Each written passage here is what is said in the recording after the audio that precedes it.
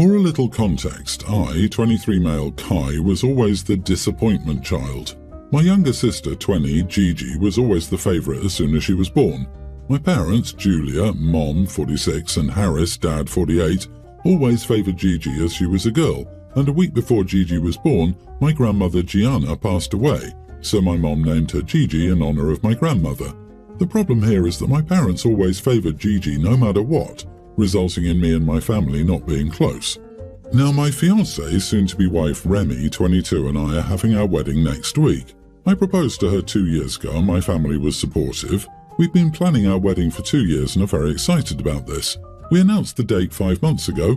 We invited everybody, chose the food, outfits and everything needed for a wedding. The date was perfect for everyone and we planned it with Remy's family who lives in France.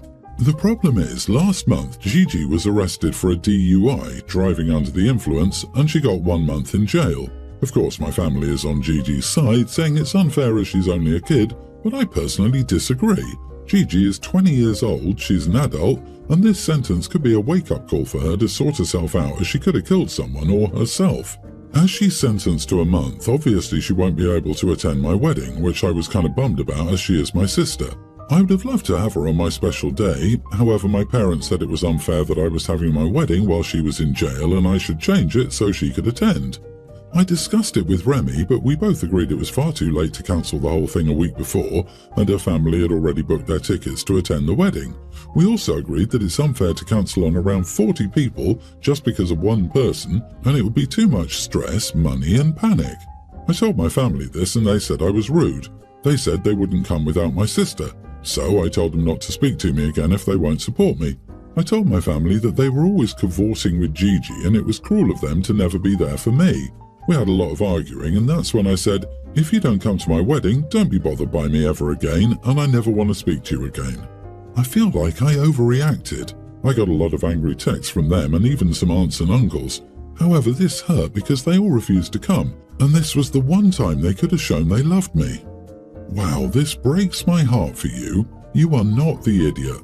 Hugs for having your parents prioritise your sister's jail time, which I find very suspect because usually the first ticket isn't jail unless something else happened when she got the ticket.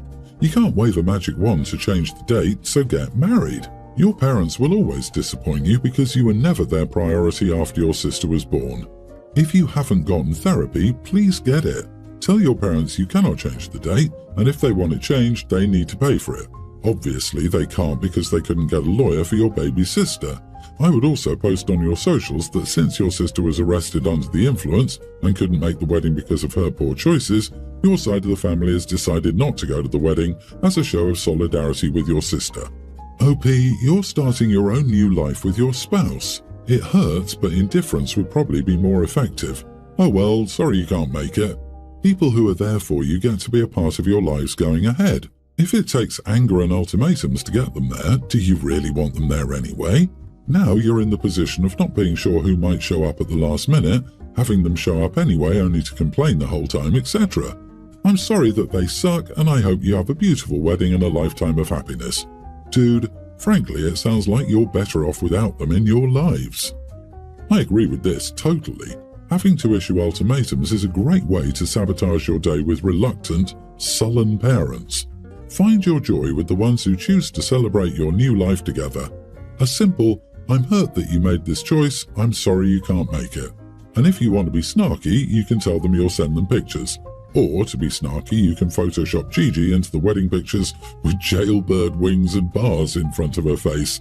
I wouldn't actually do it, but it's fun to dream. Update number 1. Am I the idiot for telling my parents I will never speak to them again if they choose my sister? For more info, my sister was under the influence of drugs as she was coming back from a party. Her excuse was she was pressured to do it, but I disagree as she's a full-grown adult. Later on today, Remy got a message from my mom saying, "It's disrespectful to make Kai turn against his family." Remy got really upset over this. This message made her feel bad about herself and she even considered cancelling the wedding. I got angry with this and I let my anger get the best of me, so I confronted my mum, Julia. I texted her, "I saw the message you sent, Remy. May I know the reason why you found that okay in your brain to say that?" Julia, "Well, since you're not manning up, someone has to do it for you. And oh please, we all know who's forcing you, hun." Me, No one is forcing me. The fact you thought it was okay even to message Remy is stupid. I always knew how entitled you were. I can't say I'm surprised we all know who your golden child is, and thanks to you, she's in jail. Julia, your sister is in jail for no reason, and you should support her while she's going through these hard times. Instead, you leave her, which is why me and your father won't be attending your wedding. Me? Honestly, I couldn't care less at this point. I'm used to it. It's always Gigi and never me. Julia, you should be ashamed of yourself for being a jealous brat. Me, the only thing I'm ashamed about is having you as a mother. After this, I blocked her. Honestly, I couldn't care less. I hope I did the right thing. I'm so proud of you. I'm cheering for you out loud. Your mother is blind as can be and blames everyone but herself. No doubt the reason your sister does the same thing. Of course, it can't be her fault that she took drugs and drove. You made the best choice you could under the circumstances, and I know it's hard to be hard. Your parents probably won't act like they care until you guys start having kids, and even then, as soon as your sister starts having them, yours will immediately be pushed aside.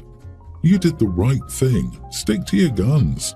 Last year, before Thanksgiving, my brother, the golden child, was arrested for trying to hurt someone with a sword in front of his wife, my sister-in-law, and 2 young children.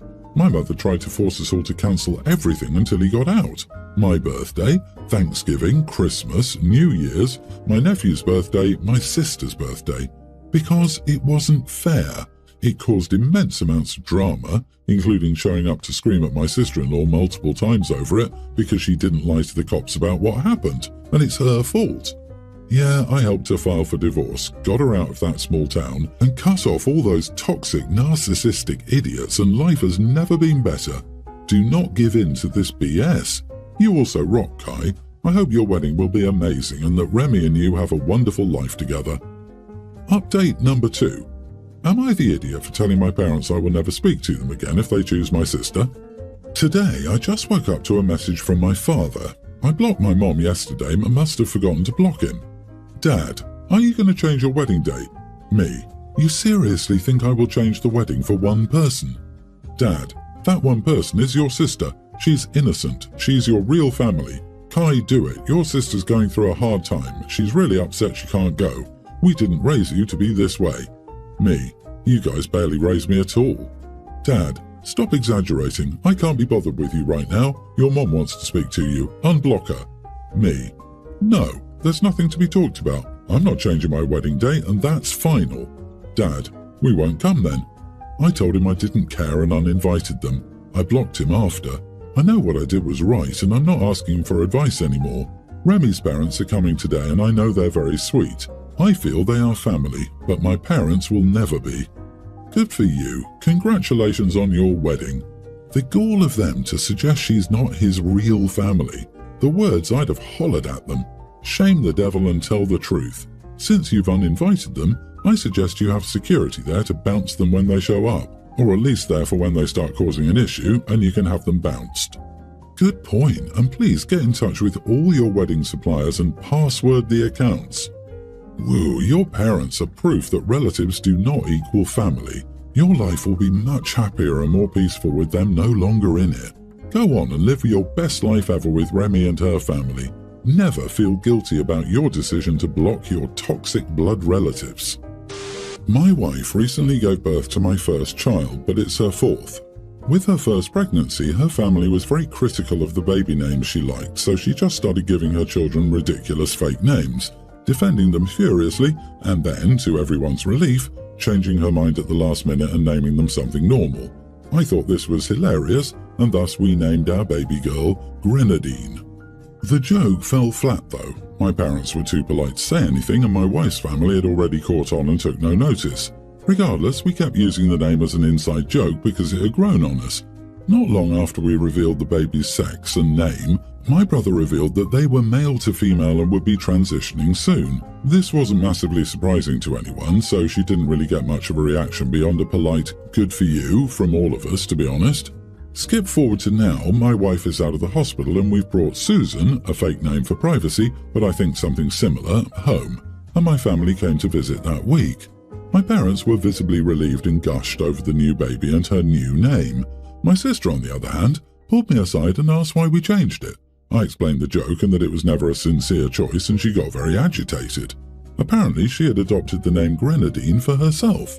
I asked her why she would even do that, and she told us she felt connected to the name when she heard us say it. I told her I didn't understand the issue. She hadn't legally changed it, and she hadn't even introduced herself as such to us yet either.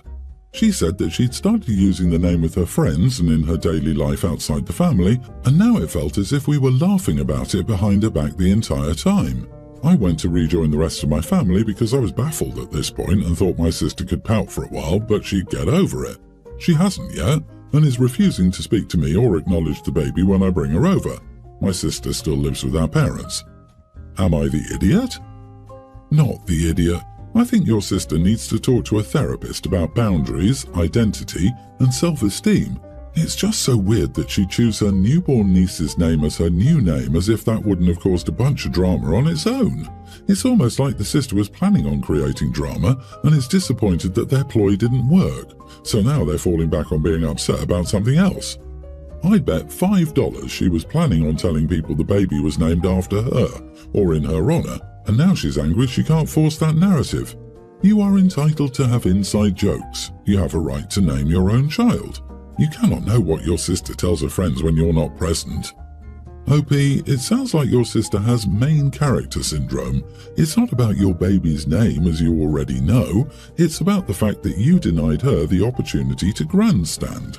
She wanted you to argue with her about the name Grenadine and her use of it. Somewhere along the line you'd be accused of not accepting her. You'd forever be cast as the villain.